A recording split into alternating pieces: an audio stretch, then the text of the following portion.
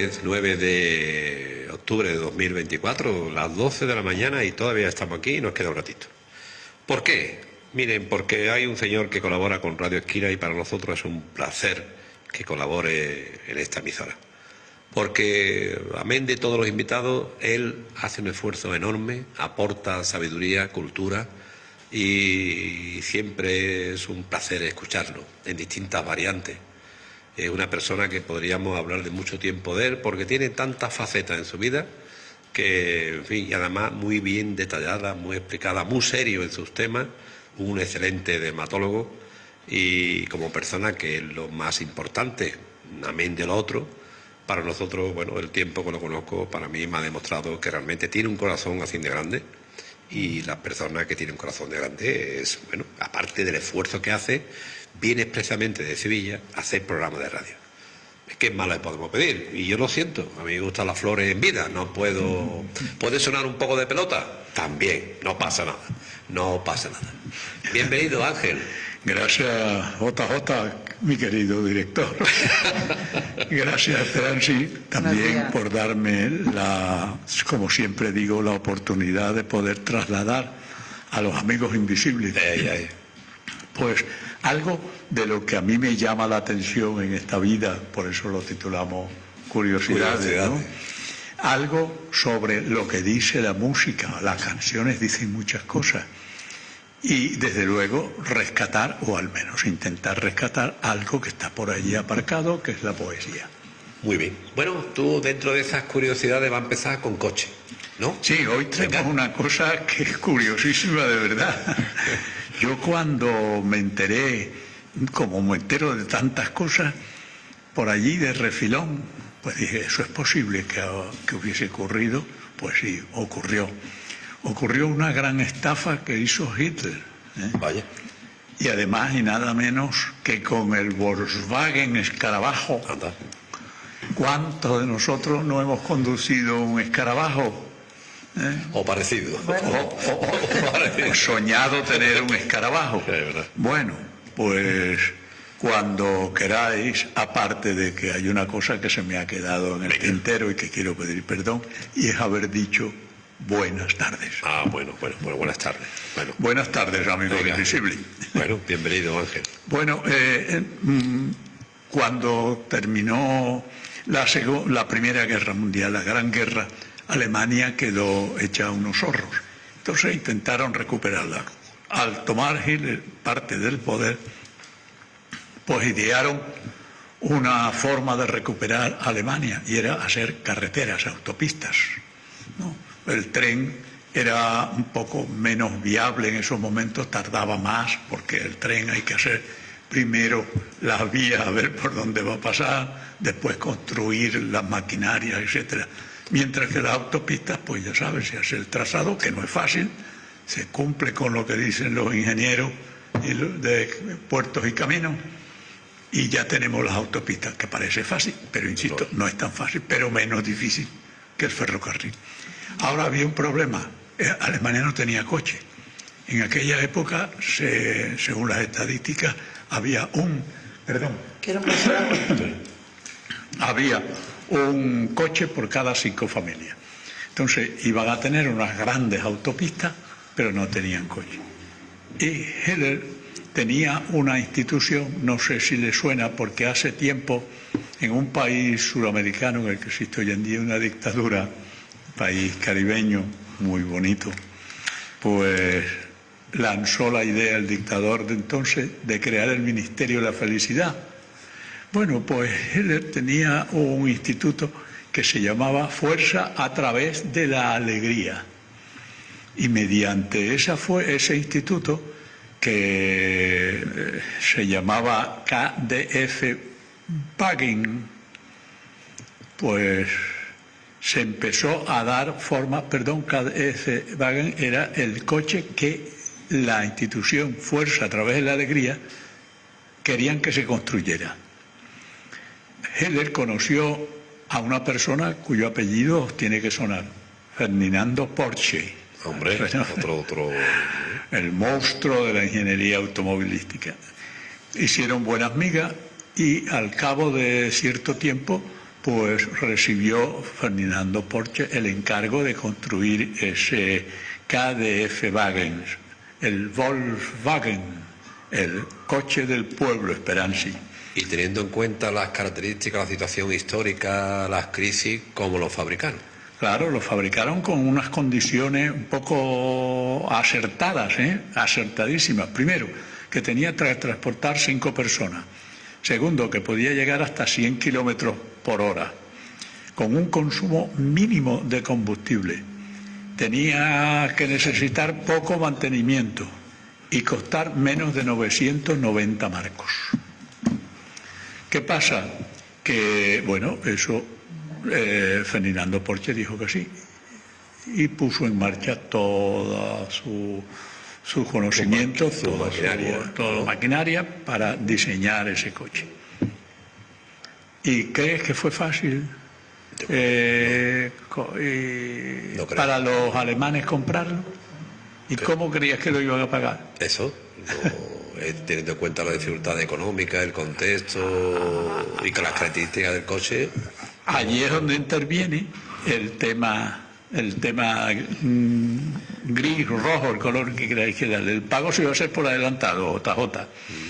Cualquiera que quisiera iba a uno de los grandes bancos alemanes y adquiría una cartilla. En esa cartilla se tenían que poner unos sellos que se compraban semanalmente por el precio de 5 marcos. Y reunidos 198 marcos, entonces ya se podía pedir el coche.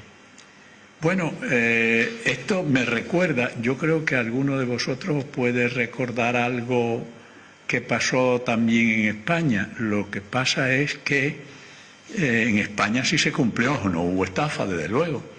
Pero en España, yo me acuerdo, quizás Esperanza no porque es más joven, quizás JJ que tiene algún momento más, sí, seguro. Que todavía por los años 60, para comprar un 600, que era la ilusión en esos momentos, pues había que comprarlo por adelantado, valía 65.000 pesetas. Había que pagarlo prácticamente por adelantado y después te sentabas a esperar. Claro. Y habías comprado un Seita 600, color, por ejemplo, verde esperanza. Y te traía otra cosa. Con la tapicería, por ejemplo, en rojo zorro a la carrera. Y te daban un Seita color zorro a la carrera con la tapicería negra. Y tenías que ir a buscarlo, allí a Matorel, a la fábrica, porque si te lo enviaban era otro dinero. Eso permitió que mucha gente, como siempre, pues hicieran mucho dinero. ¿Cómo? Cogían unos cuantos que estaban secos, como estaba mucha gente en esa época todavía, y ahora, pues, y le daban, por ejemplo, 1.000 duros en aquella época. Y esa persona compraba el SEA, pero al mismo tiempo se lo revendía al que estaba haciendo negocio. Cuando llegaba el momento de recogerlo, pues entonces se apropiaba del coche y ese coche ya no lo vendía en 65.000, en 90.000 o más. Y en aquella época 1.000 pesetas en el año 65 era dinero. Bueno, terminando con esta comparación, que son siempre odiosas, pero que ocurrió. Si establecemos que en el día de 1939, cuando empieza la guerra, habían 272.000 y tantos compradores que habían pagado la friolera de 136 millones de marcos, que era una cantidad en esa época, no, pues imaginaros. ¿Pero qué pasa en esos momentos? La guerra. La guerra. Empieza la Segunda Guerra Mundial. Empieza la Segunda Guerra Mundial. Ahora bien, allí es donde viene otra etapa negra, roja, del color que queréis darle a la Volkswagen. Necesitaban coches, carros de guerra. Y entonces se desvía, toda la fábrica se desvía para fabricar los coches que os van a enseñar a continuación. Por aquí tengo yo, he traído la fotografía de algunos coches, ¿no? La fotografía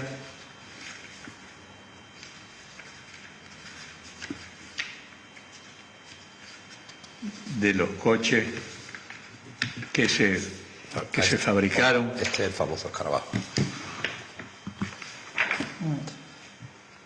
El primero que estamos viendo es... Ese fue el primer Volkswagen, que lo fabricaron hasta el año 60 y tantos. Este es el escarabajo. El escarabajo famoso. Bueno, el escarabajo se fabricó en Brasil, se fabricó en México, se fabricó en Asia, en todos los continentes. Y entonces, en ese momento, aquí tenéis un escarabajo convertible en el cual va Goering. Descapotable. Descapotable, convertible, se convertía lo que se llamaba en algunos países una cucaracha. Tú decías que necesitaba coche de guerra. Ahí están. Aparece aquí dos prototipos de... Ahí están los coches famosos que en las películas de guerra aparecen. Sí, aparece mucho, ¿no?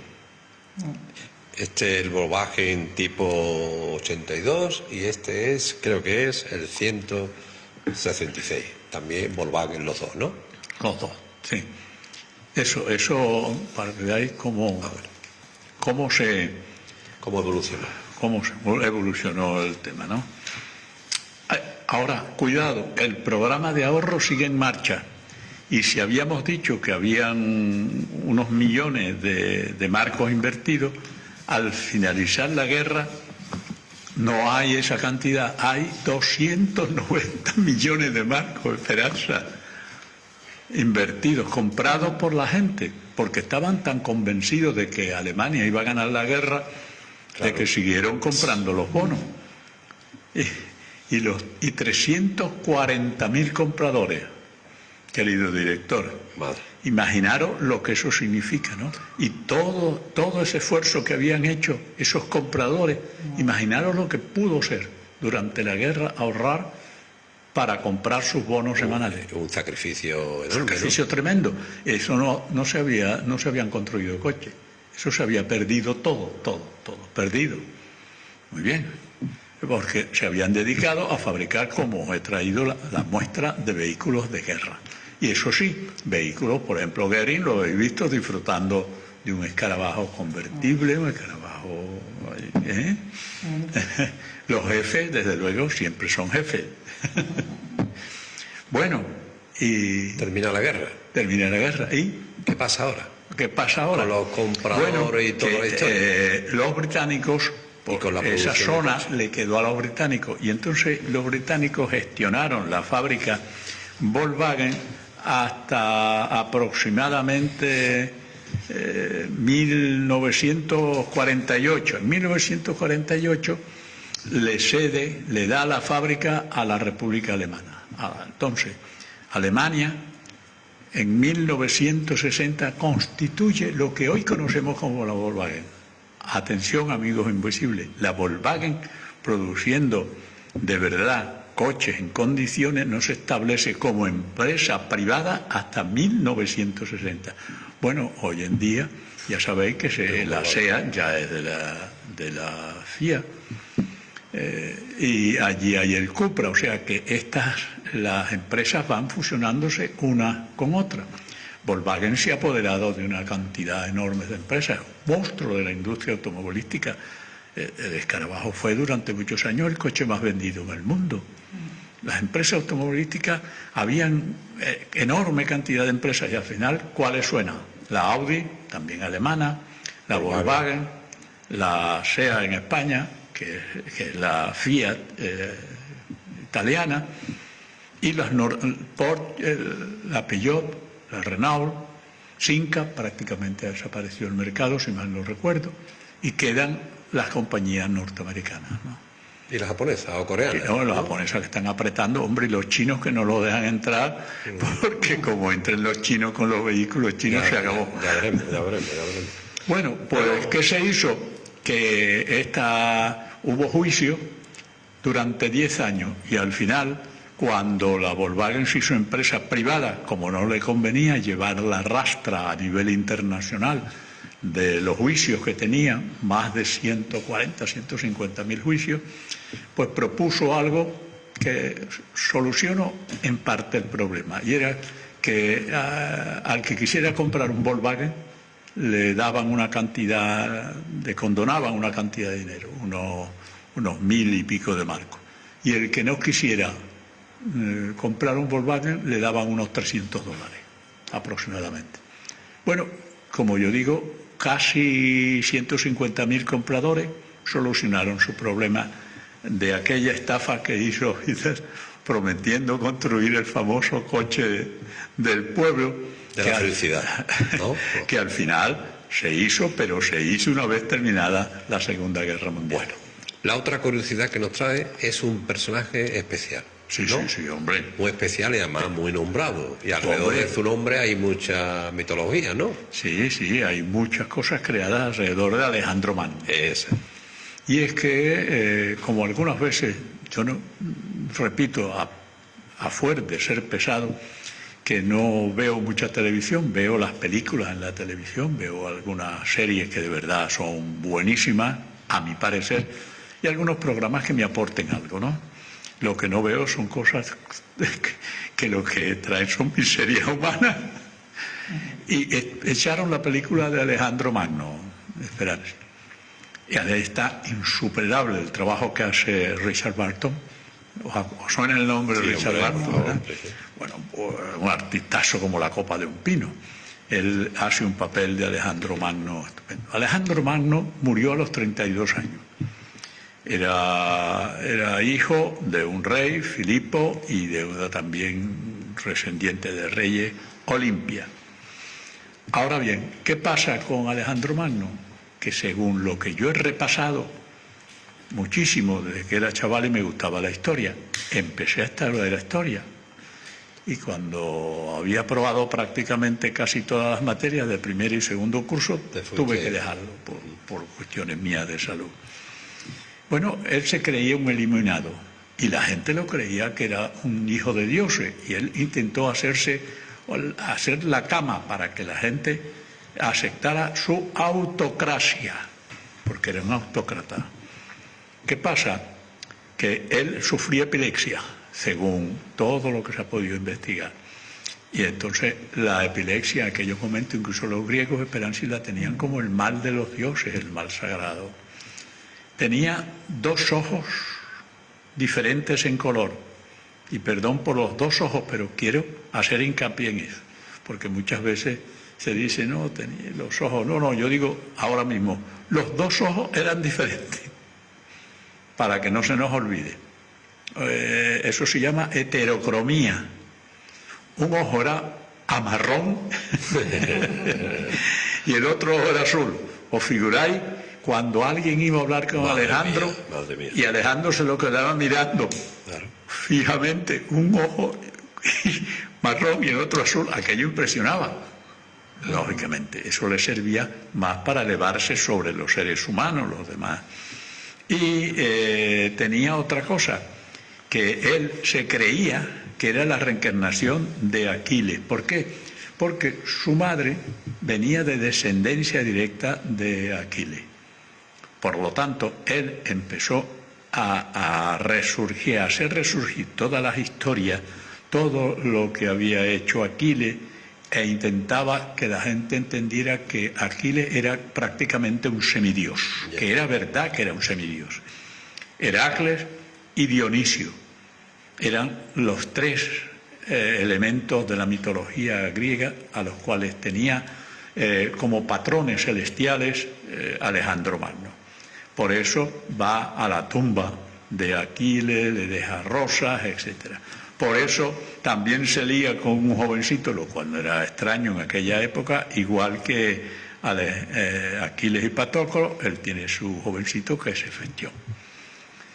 Y luego hay una leyenda de Diógenes y Alejandro, que yo, dos leyendas que una de ellas me cuesta más trabajo creerla, que fue la reunión que tuvo con Diógenes, y llegó un momento en que, como era tan soberbio también, le preguntó a Diógenes que qué podía hacer por él. Fíjate, a Diógenes el cínico.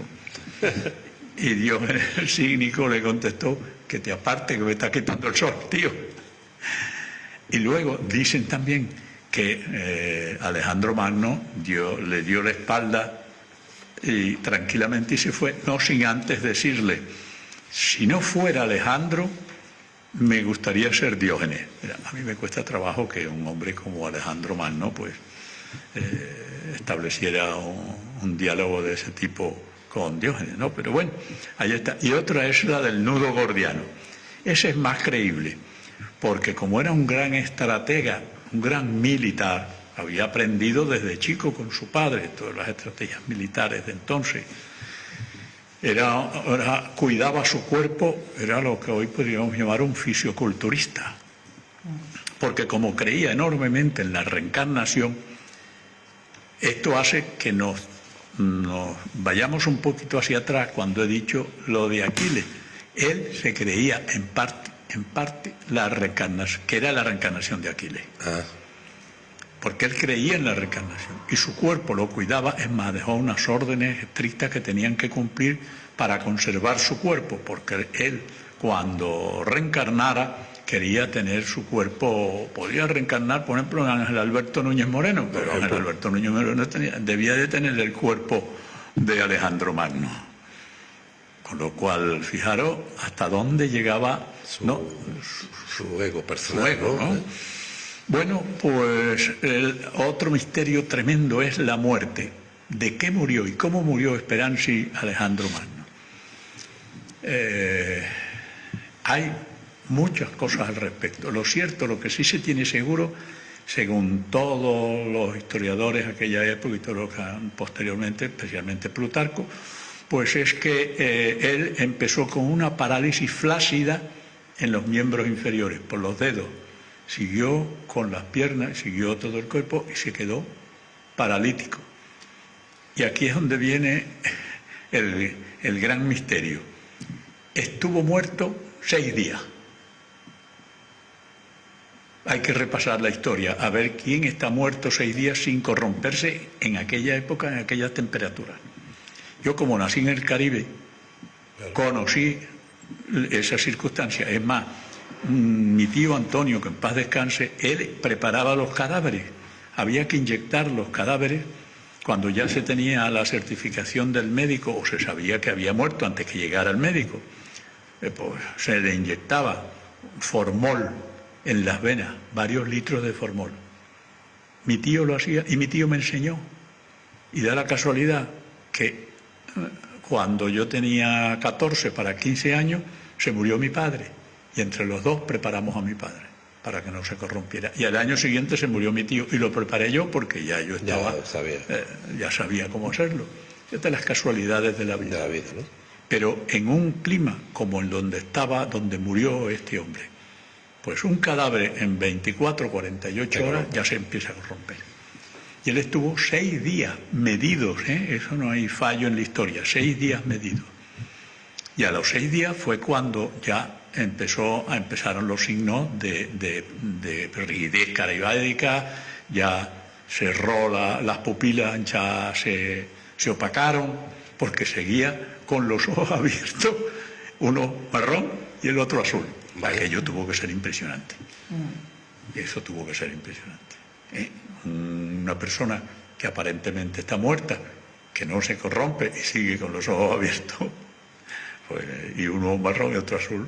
Por eso me llama tanto la atención, porque incluso hasta en la muerte fue un elemento digno de recordar. Es diferente, ¿sí? Y parece ser que esa sintomatología corresponde a una enfermedad relativamente moderna que se llama el síndrome de Guillain-Barré.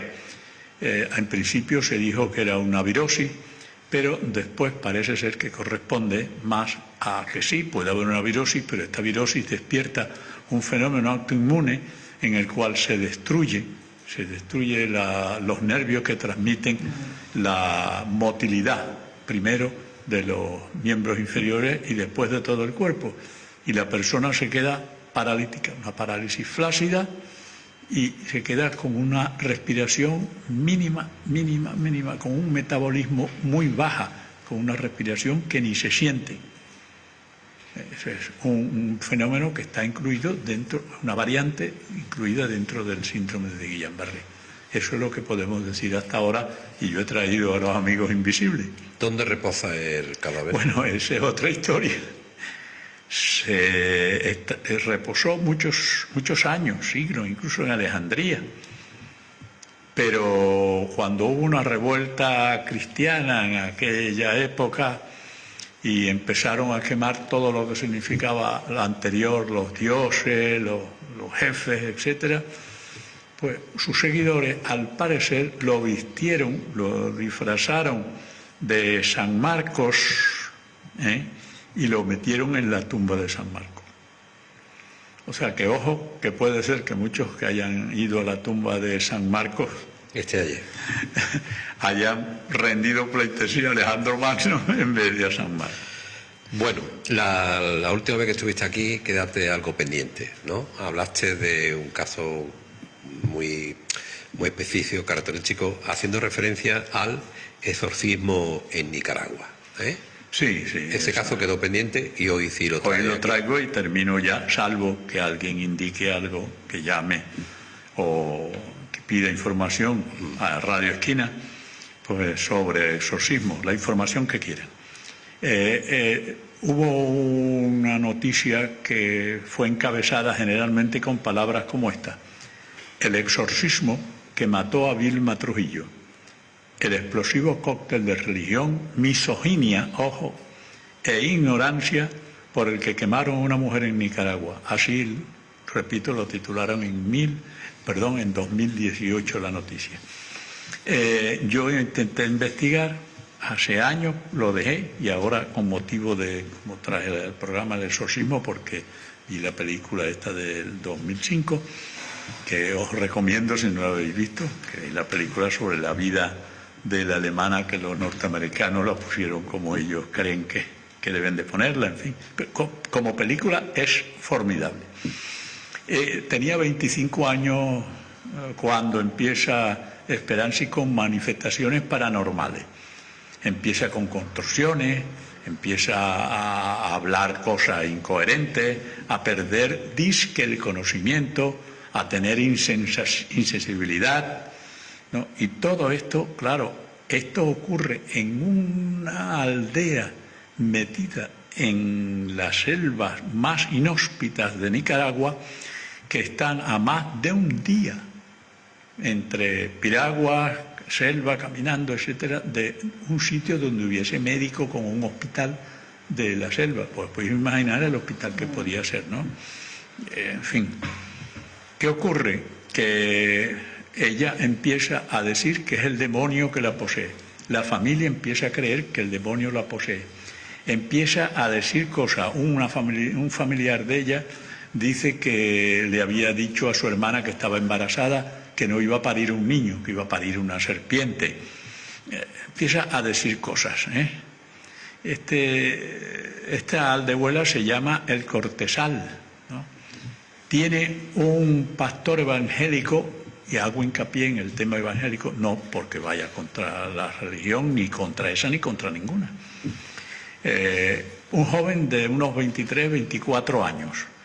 Ahora bien, como no hay médico en esas latitudes, se cree mucho, ya os he dicho que en el Caribe y en toda Centroamérica el hechicerismo, el sincretismo está a la orden del día, ¿no? Llega un momento que, como no tienen médico, pues ellos, y es el demonio, que van a hacer, recurren, pero no recurren a un cura, porque tampoco hay cura por esas latitudes. Lo que hay es un pastor evangélico que ha terminado recientemente su ciclo de formación pastoral, jovencísimo, con 23 años, de esa zona. Recurren a él y él dice que bueno, que le va a hacer el exorcismo, y se la lleva a una iglesia, que quiero que veáis cómo era la iglesia. Aquí está. Podéis dar una idea.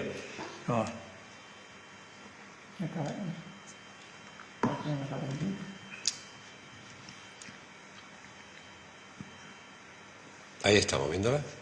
Una madera, ¿no? Tabla de Fijaros madera, ¿no? cómo es la iglesia. Eso os da una idea de dónde estaba.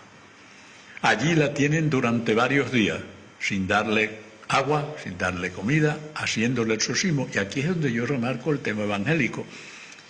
Y pregunto, oiga, ¿alguno de ustedes había escuchado alguna vez que los evangélicos hicieran exorcismo? Yo no. ¿Y usted, señor director? Tampoco. ¿Y usted, señor Esperanza? Esa es la cosa que yo traigo. Que no solamente en la Iglesia Católica hay temas de exorcismo. ¿Qué pasa?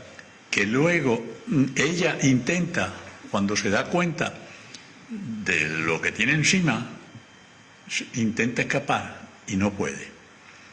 Y hay uno de los seguidores del pastor que le está haciendo exorcismo que un día tiene una visión, y es que Dios le ha dicho que la única manera de sacar los demonios del cuerpo de Vilma es a través del fuego. Y no lo dudaron. Prepararon una hoguera La quemaron. y...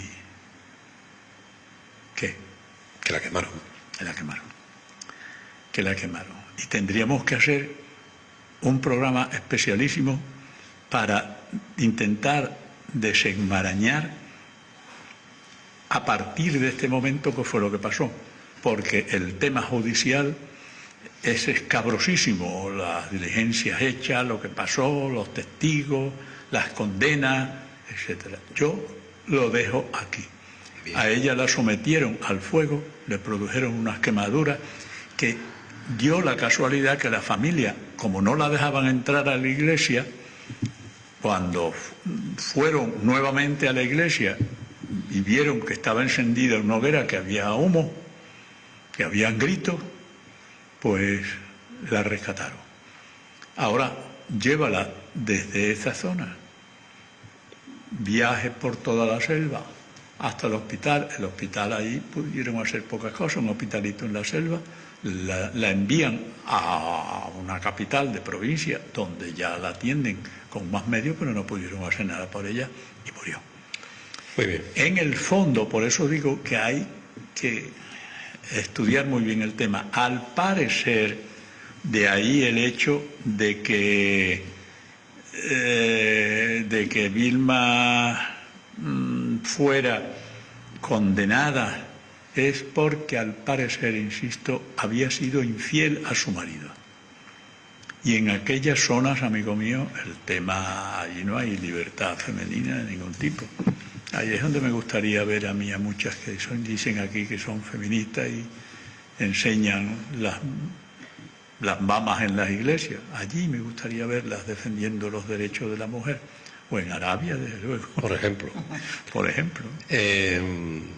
Tú traes con frecuencia también otro apartado, que dicen las canciones, ¿no? Sí. Hoy nos trae una canción. Hoy traigo una canción que yo creo que la mayoría de los que tenemos más de 20 o 30 años la hemos escuchado, que es Ansiedad. En muchas versiones. ¿Qué dice esta canción? Bueno, esta canción, empecemos porque la ansiedad se confunde muchas veces, ojo, se confunde con la angustia, que ya estudiamos el tema de la angustia en la música, y con el estrés.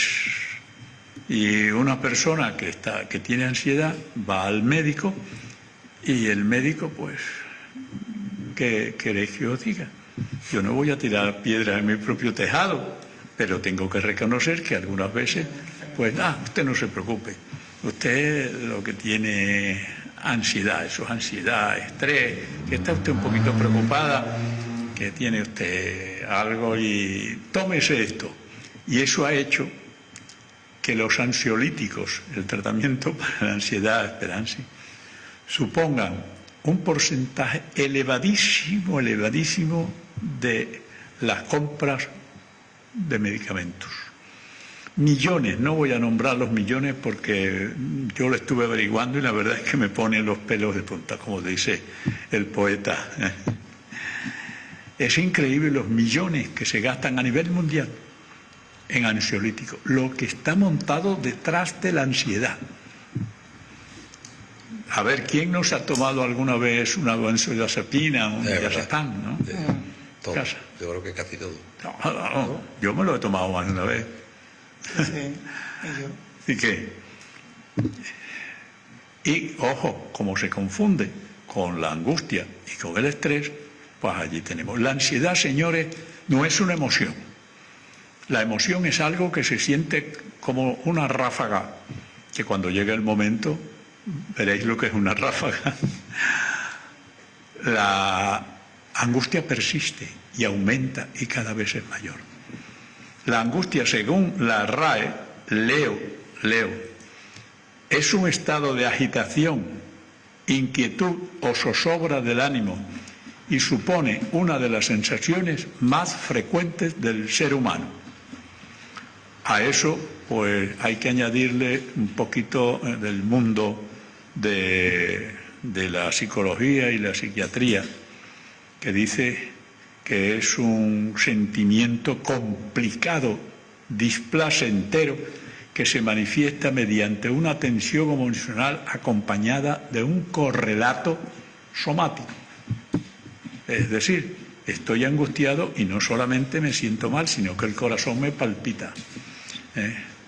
Estoy angustiado y no solamente estoy angustiado, sino que tengo intensa sudoración, palidez, no duermo, me se quita el apetito o me se abre el apetito. O sea que la angustia está separada de la ansiedad, como digo, porque la angustia es momentánea, pero la sensación de la ansiedad, la vivencia de la ansiedad es perenne algunas veces y lleva a las personas a un estado desesperante.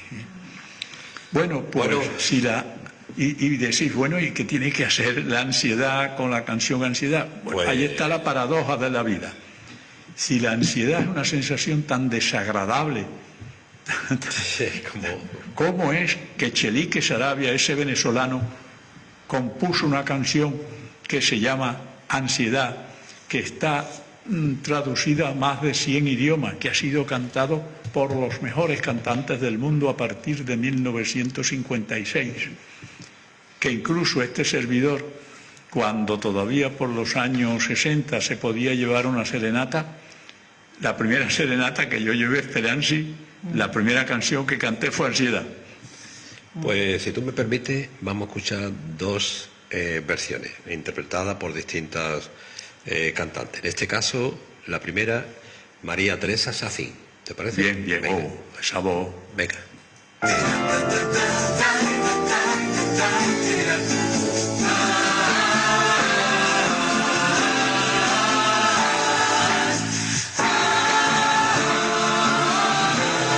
Ansiedad de tenerte en mis brazos, citando palabras de amor.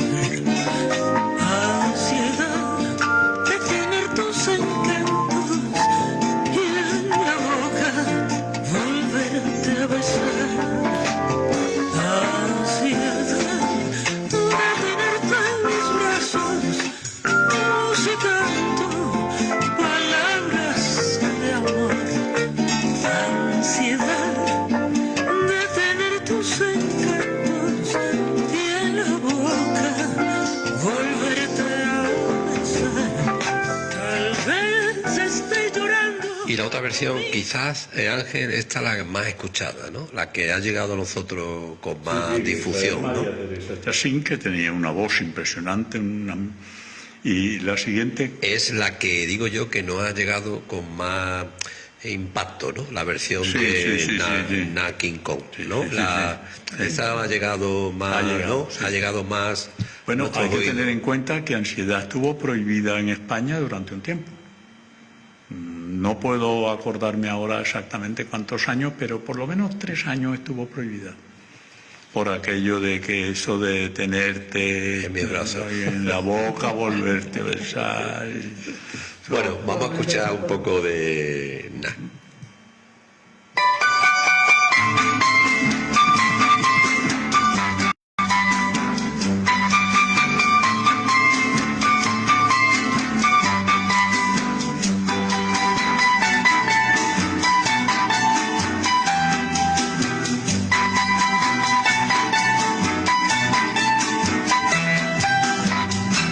Ansiedad de tenerte en mis brazos, musitando palabras de amor.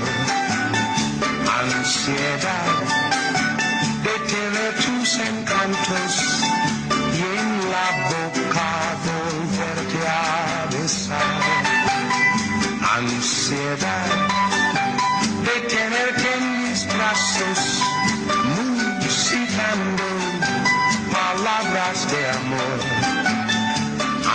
ansiedad de tener tus encantos y en la boca volverte a besar. Tal vez esté llorando mis pensamientos, mis lágrimas son perlas que caen al mar. Bueno, entiendo yo que la canción refleja la ansiedad, ¿no? Lo emocional de la ansiedad, el sudor frío, las palpitaciones, ¿no? ¿No? Sí, pero es paradójico que Sí, un sentimiento exactamente. podría ser tan desagradable se convierta en el tema de una canción para trasladar al público lo que vive un enamorado. Y cómo lo hace con esos versos, con una introducción que si ponéis podríamos poner Sí, otra nuevamente vez, la otra vez. introducción Vamos al lío, vamos ahora enseguida ponemos ¿De quién? de ansiedad, de cualquiera, sobre todo de la Nat King Cole, que está más clara el arpa. Venga, ahí está. Escuchar eso. Ti, ti, ti, ti. Ti, ti, ti, ti, ti, ti, ti, ti. Ti, ti, ti, ti. Ti, ti, ti. Terita, tira, tira, tira, tira. Tara. Terita, tira, tara, tira. Ta, tara, tan, ta, tan, tum, tum, tum. Ansiedad.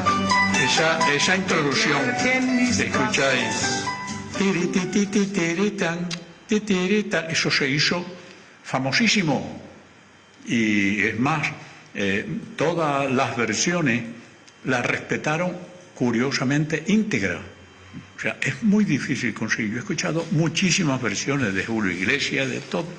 E incluso algunos las resaltaban más todavía porque ese soniquete ti ti ti ti ti ti ti tan ti ti ti tan ti ti ti tan ti ti ti ti tan, que es un buen pasaje, ti tan ton ton ton, concuerda perfectamente, a mi humilde entender, con ese estado de ánimo de una persona ansiosa. Como dice tu compadre, ¿qué dice tu compadre? Compadre, ahí hay mucha tela. Bueno, otro apartado que a ti siempre desde antaño, siempre que has colaborado con Radio Esquina, he venido aquí a aportar tu sabiduría, siempre ha tenido un apartado para la poesía y los poetas olvidados y poetisas, ¿no? Sí, sí, sí. Hoy ¿qué nos trae? Bueno, hoy no voy a traer una poesía olvidada del principio. Yo creo que tenemos tiempo para después repasar una olvidada de verdad. Esto es que es una poesía que yo no encuentro cómo definir. Hermosa, preciosa.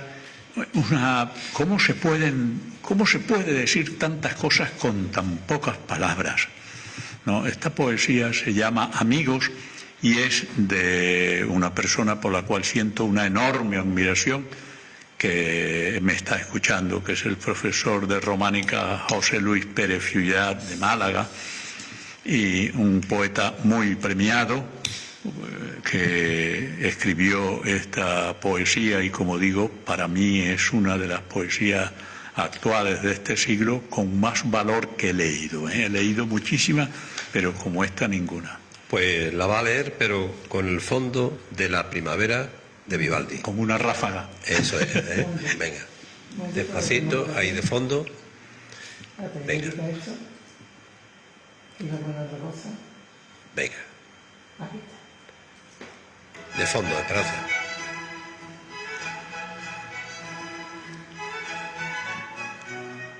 Voy buscando palabras que eternicen lo nuestro, que subrayen abrazos y prediquen los besos, que no mueran borradas sin calor en el pecho. Voy buscando palabras que acaricien los labios, que cercenen heridas o las aleje el viento, que se muestren conformes con la voz y el silencio, que nos den con su aliento la respuesta acertada a posibles preguntas de aquel descubrimiento. Voy buscando palabras que no tengan modelo, que distingan lo nuestro de cualquier copia falsa, que no imiten las risas, ni los llantos superfluos, ni los gestos de altura, ni el abrazo hechicero. Voy buscando y me encuentro con palabras muy claras que no tienen misterio, que aparecen primeras en cualquier diccionario magistral de los verbos. La A de acercar, rendida por la B de besar.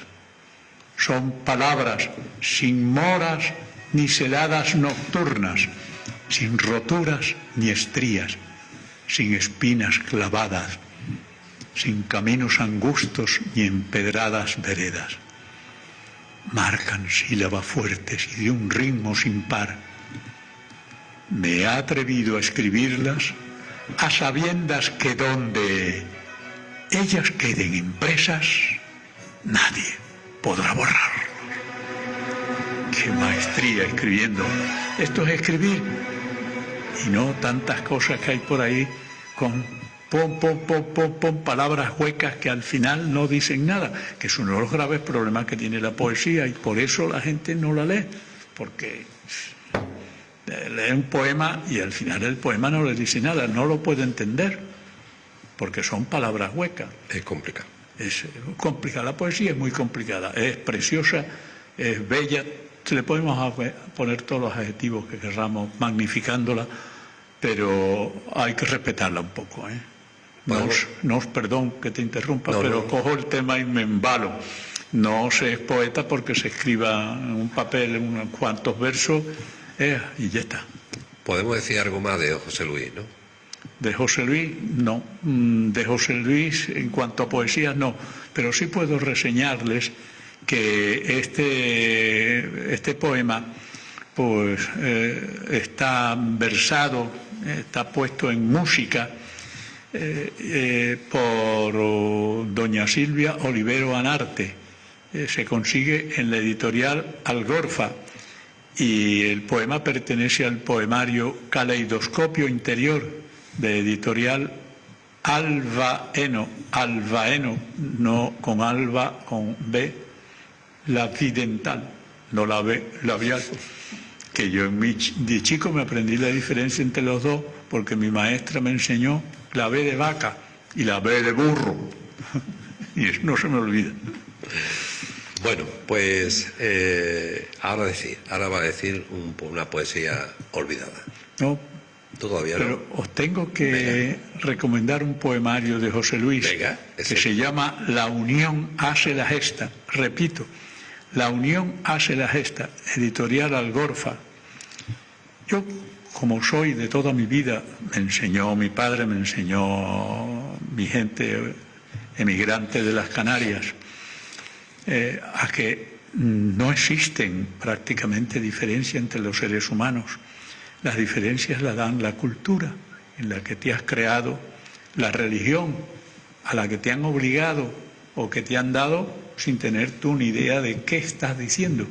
Y ese es el fracaso para mí de la religión católica hoy en día, que todos estamos bautizados, todos nos casamos por la iglesia alguna vez, pero cuando le preguntas al niño que le están dando la catequesis cuáles son los fundamentos verdaderos de la ética cristiana de la Iglesia Católica, se encogen de hombros. A mí no me han dicho nada.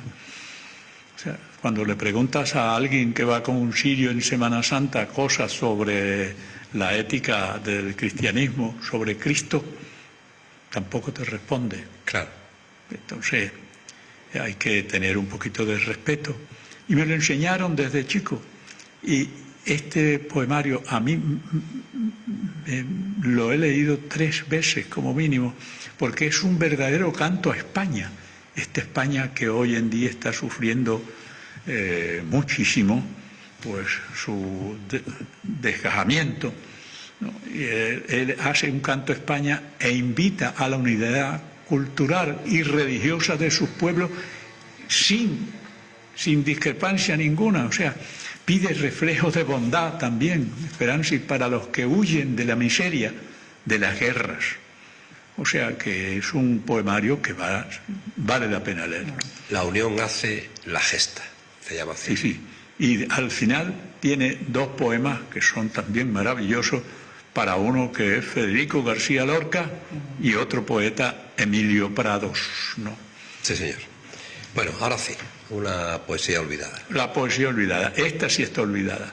Esta poesía, que se titula Malaquita, es de Fernando Camín. Fernando Camín, os recuerdo que es el verdadero fundador de la poesía negroide, querramos o no, es el verdadero fundador. Él hizo la primera poesía que se sabe que es de tipo negroide, fue La Negra Panchita. La publicó, si mal no recuerdo, en 1925.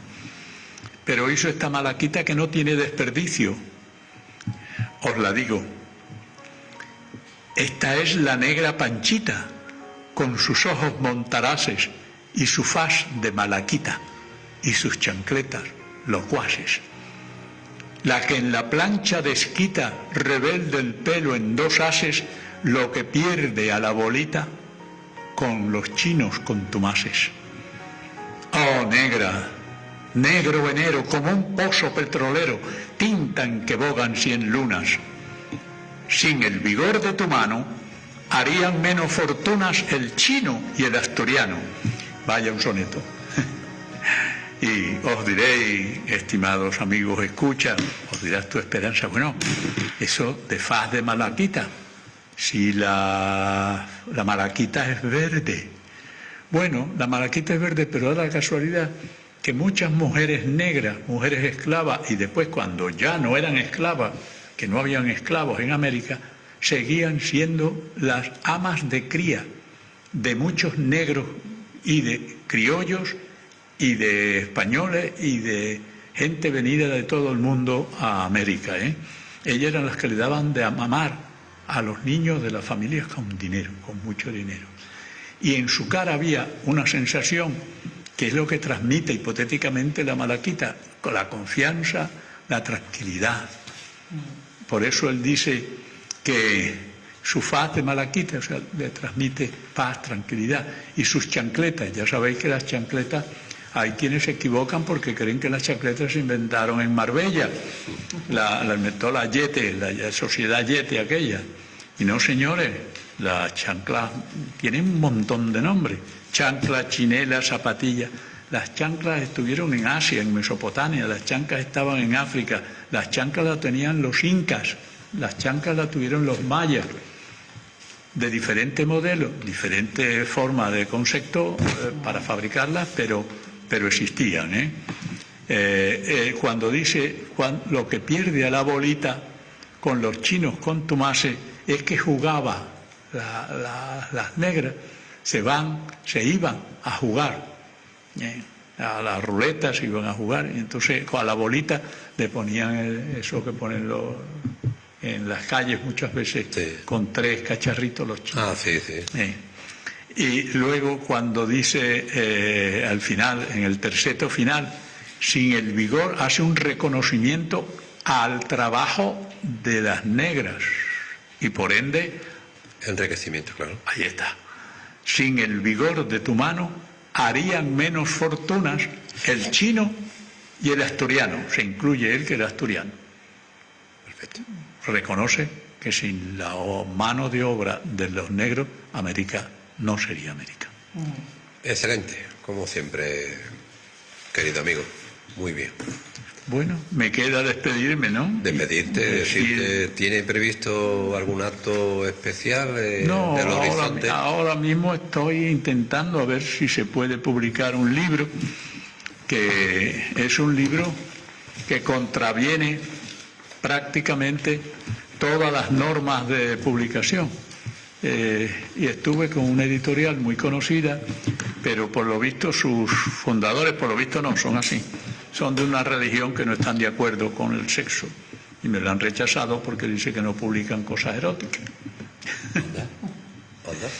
En fin, cada uno es dueño de su dinero y hacer lo que quiere. Paciencia, ¿no? Paciencia, decía mi abuela, paciencia, piojo, que la noche es muy larga. Pero como te conozco y tu constancia tú eres de martillo pilón, que decimos aquí, tendrá la luz ese poemario, seguro. Sí, seguro que lo publico. Que no salga para Navidad, bueno, pero saldrá para Dios mediante el próximo año, hay que decir siempre. Hasta hay una anécdota de aquel hombre que entró a España con una película, Santiago Carrillo, cuando ya estaba en el Congreso, que era diputado en las primeras, aquellas elecciones que hubo en España después de la Constitución, y se despidieron. Y Santiago Carrillo, bueno, hasta mañana, si Dios quiere. Ángel, Bueno, muy agradecido. Gracias. Venga. Yo, una vez más, a vosotros. Que va, cuídate Hasta mucho luego. y hasta la próxima. Adiós. Bueno, pues prácticamente 4 horas de emisión en esta mañana de Radio Esquina, La Luz y la Voz de Sanlúcar.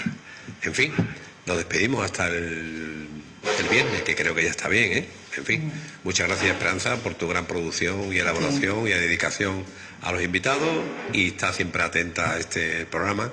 Y a vosotros, muchas gracias. Espero que el programa haya gustado e intentaremos que el próximo salga mejor. Venga, hasta el viernes. Hasta el próximo día.